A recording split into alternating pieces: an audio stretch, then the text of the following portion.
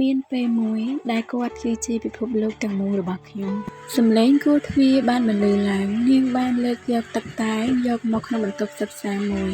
ដែលនៅក្នុងនោះមានបុរសម្នាក់ដែលកំពុងអង្គុយធ្វើការនៅទីនោះផងដែរចូលមកតើនោះគឺជាអ្វីមកផឹកតែជាមួយអូនមួយពេលមកអ៊ីទ្រិចបងអាចចូលរួមជាមួយអូនបានបើអូនអាចចាំនៅពេលក្រោយវាមិនចំណាយពេលរបស់បងយូរទេរឹងរូសបែបនេះមិនដូចជាអូនសោះអង្គុយចាំទៅ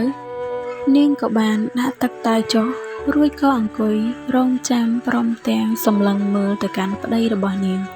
ដែលកំពុងអង្គុយសម្លឹងមើលរបាយការណ៍ដែលមិនទាន់អានចប់ផ្ញើវាចេញទៅអូនមានរឿងខ្លះចង់សួរបងឆាប់សួរឲ្យលឿនមកបងហត់នឿយហើយនាងគិតបន្តិចរួចក៏ចាប់ផ្ដើមនិយាយបានអូននឹងនិយាយត្រង់តែម្ដងហេតុអ្វីបានជាបងរៀបការជាមួយអូន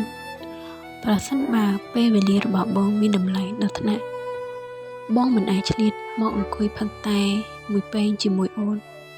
បន្ទាប់មកគេក៏បាននិយាយថាវាមានរយៈពេល5ឆ្នាំហើយដែលខ្ញុំបានបោះបង់ខ្លួនឯងហើយបូជាខ្លួនឯងសម្រាប់គាត់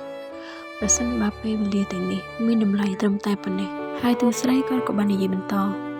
ហេតុអ្វីបានជាបងរៀបការជាមួយអូនទូប្រុសគាត់ក៏បាននិយាយហេតុអ្វីបងរៀបការជាមួយអូននេះព្រោះតែស្រឡាញ់ពីមុនបងគិតថាវាជាក្តីស្រឡាញ់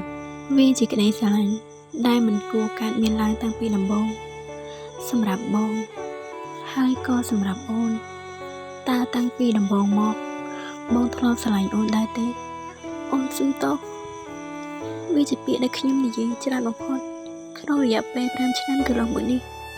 បន្ទាប់ពីខ្ញុំក្លាយជាលោកជំទាវសុំទោសផង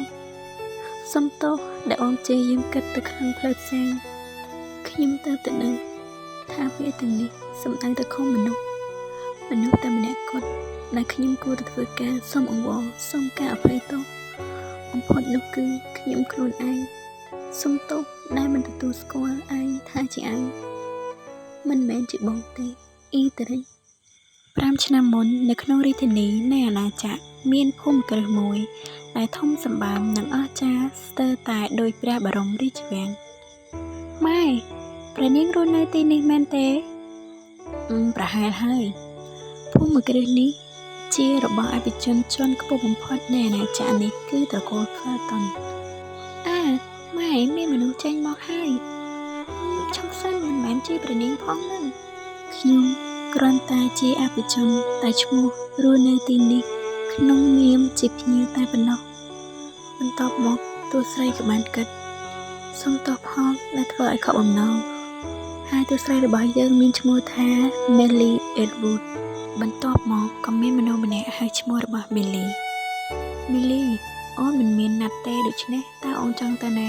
ហើយបរិមម្នាក់នេះមានឈ្មោះថា Edric Ryan Felton ហើយក៏ជាមេគ្រួសារ Felton ផងដែរខ្ញុំមានអារម្មណ៍ថាបើខ្ញុំនៅមានតែទើដៃទើជើងតែប៉ុណ្ណោះកុំនិយាយបែបនេះអីសម្រាប់បងអូនដូចជាប្អូនស្រីបង្កើតអញ្ចឹងប៉ុន្តែតើអូនមិនមែនចង់បដិសេធការស្នើសុំរបស់បងទេមែនទេអត់ទេ10ឆ្នាំមុនពេលដែលគ្មានកន្លែងនៅត្រូវទៅម្ដាយរបស់ខ្ញុំហើយនិងខ្ញុំបានមកស្នើសុំផ្ទះមិត្តភ័ក្តិជិតស្និទ្ធរបស់គាត់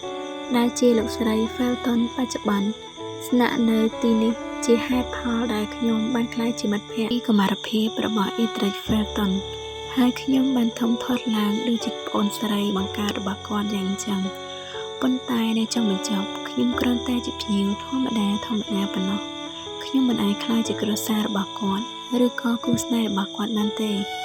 បន្ទាប់មកក៏មានរទេះសេះដ៏ប្រណិតមួយបានឈប់នៅទីមុខវិមានរបស់គ្រួសារ Felton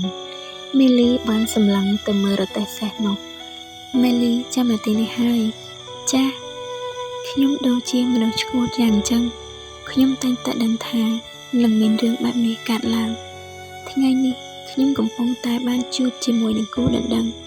របស់បុរសដែលខ្ញុំកំពុងស្រឡាញ់